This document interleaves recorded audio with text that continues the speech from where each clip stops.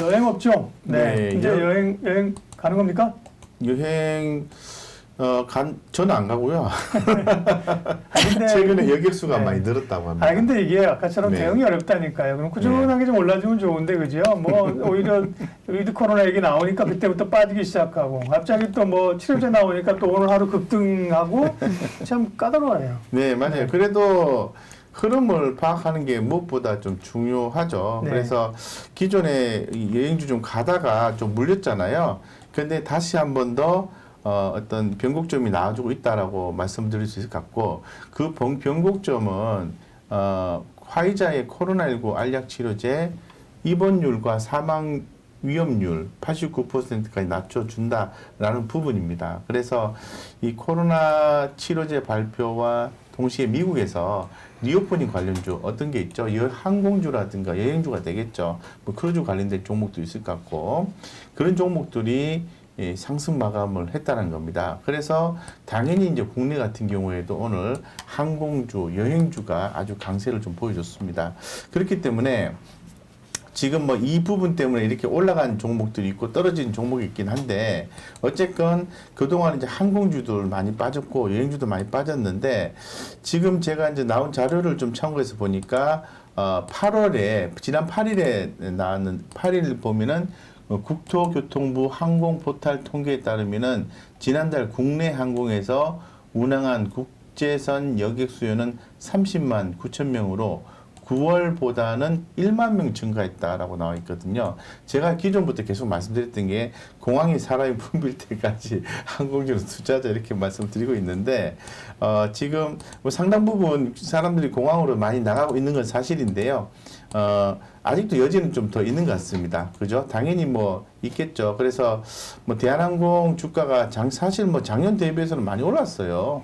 뭐 작년 3월달 대비해서 뭐 8,000원에서 이 정도 뭐 3만원까지 올랐으면 많이 오른 건데, 대한항공이든 진에어든 그리고 아시아나항공이든 개별적 이슈를 떠나서 항공주는 당연히 주목을 해야 된다라고 말씀을 드릴 수밖에 없어요. 그래서 이제 기존에 계속 말씀드리고 있는데, 항공주는 절대 어설픈 그 손절을 하시면 안 돼요. 안 되고, 기존에 조금 고가에 사서 몰려있는 경우라 하더라도 추가로 더 언제쯤 더 사야 되느냐, 그런 부분들을 고민하셔서 대응하는 게 맞다라고 말씀드리겠습니다.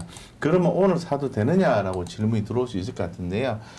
그래도 추세를 확인하고. 네, 오늘 못 삽니다. 장이 끝났기 때문에. 네, 그렇죠. 그래서 그런 것도 있겠지만 제가 항상 말씀을 드리잖아요. 여기서 좀 보시는 것처럼 이렇게 추세가 나오는 구간들이 있어요. 화면을 좀 보여주시면 좋겠습니다. 이게 완전 저점에 항상 주식을 사려고 하지 마시고요. 이렇게 추세 확인하고 사고, 추세 확인하고 사고, 요번에도 추세 확인하고 사고, 이런 식으로 가시면 될 것 같고. 자, 그러면 대한항공과 아시아나항공을 또 고민을 해봐야 되는데, 약간 질문을 하시는 게, 이 아시아나항공은요, 단순하게 항공주가 리오프닝 관련해서 올라간다, 떨어진다, 이렇게 말씀드리기보다는 대한항공과 아시아나항공을 볼 때는 서로 그 인수와 그 피인수 개념이 있죠, 그죠? 그래서 요거는 또 별개 개념으로 좀 보셔야 돼요. 그에 따른 주가 변동성은 좀 감안하시고 보셔야 된다 말씀드리겠습니다. 이거 이외에 뭐 진에어라든가 이런 것들은 LCC잖아요. LCC의 어떤 향후에 M&A 가능성 이런 부분도 봐야 되겠죠. 어쨌건 항공주에 대해서 주목하셔야 된다고 말씀드리고, 첫 번째 말씀드렸고, 두 번째는 여행주예요. 여행주 계속 똑같은 말씀 드리지만은 저는 뭐 하나투어를 제일 선호를 합니다. 나름대로 이 어려운 시기를 잘 극복하기 위해서 하나투어는 구조조정을 잘 진행해 왔다. 따라서 상당히 그 흔들림 없는 어떤 횡보가 이어질 것이다 보고 있기 때문에 하나투어 아주 좋게 보고요. 두 번째 제가 좀 보는 게, 이제 예전에 노란풍선 같은 경우에도 좀 많이 올랐는데 가격 조정이 좀 많이 나왔어요. 여기 이제 권리락이 나오고 난데 주가 많이 급등했었는데 가격 조정이 나와서 좀 관심 있게 좀 보셨으면 좋을 것 같고. 자, 그 다음에 카지노하고 그 여행주가 함께 섞여 있는 거 있죠. 저는 섞여 있는 걸 좋아하는데요. 롯데관광개발? 네, 그렇습니다. 지금 뭐 주가 많이 빠져 있는데 카지노, 제주도 카지노와 여행이 섞여 있다.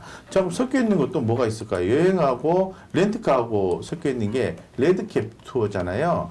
이런 것들은 또 렌트카하고 섞여 있어요. 그래서 주가 많이 빠져 있는데 너무 겁내하실 필요 없고 중장기로 보시는 분들 입장에서는 제가 볼 때는 긍정적으로 보시고 서서히 또 모아가면은 미래에 좋은 성과가 있을 가능성이 좋은 그 섹터의 종목들이라고 얘기를 하겠습니다. 그래서 그렇지만 단기적으로 대응하시는 분들은 반드시 추세를 확인하시고 대응을 하셔야 된다. 항상 그 중장기로 보고 주식 투자를 한다 하더라도 제가 늘 말씀드리지만은 이렇게 관심을 이렇게 갖잖아요. 그러면 좀 비싸게 사세요. 비싸게. 예, 관심을 갖잖아요. 좀 비싸게 사는 전략을 취한다면은 단기적인 리스크는 조금씩 가격 변동 리스크는 오히려 좀 잘 피해갈 수 있다라고 더불어서 말씀드리겠습니다. 따라서 리오프닝 관련된 종목들, 항공주와 여행주는 계속해서 팔로우를 해야 된다 이렇게 말씀드리겠습니다. 화이자의 약발이 오늘 있었죠. 여행주, 항공주 강했는데요. 우리 공목 퀸님께도 네. 여행주 한번 여쭤봐야 될 것 같은데 여행주 어떻게 보세요? 네. 저는 만약에 그 네, 리오프닝 관련주 쪽에서 고른다라면 저는 항공주를 선택을 할 것 같아요. 여행주 쪽은 변동성이 좀 큰 종목들이 네. 많아서 저는 어차피 장기로 가져갈 생각으로 리오프닝 관련주 들어갈 거면 항공주가 맞다라고 생각하고 여전히 저는 또 여기서는 보수적으로 대한항공을 가장 우선시할 것 같고요.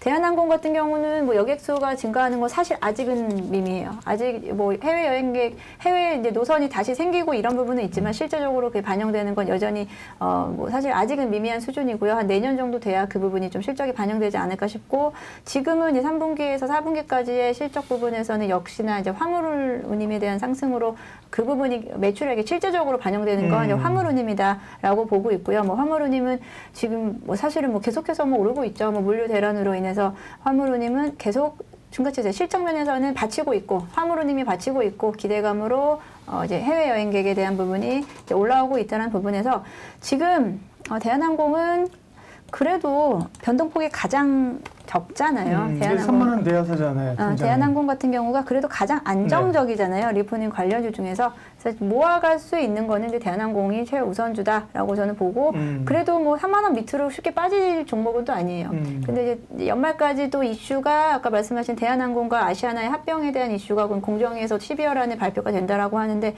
사실 그렇게 막 쉽게 될 분위기는 아니잖아요. 이제 그런 부분에서 조금의 리스크가 있고 약간 이제 유가에 대한 상승에 대한 부분이 또 좀 주가를 좀 짓누르는 부분이 있다라고 하지만 그래도 결국은 갈 수 있는 섹터인데 기다리기가 힘들어서 그렇지 지금 가격대면은 대한항공 아주 매력적이죠. 예.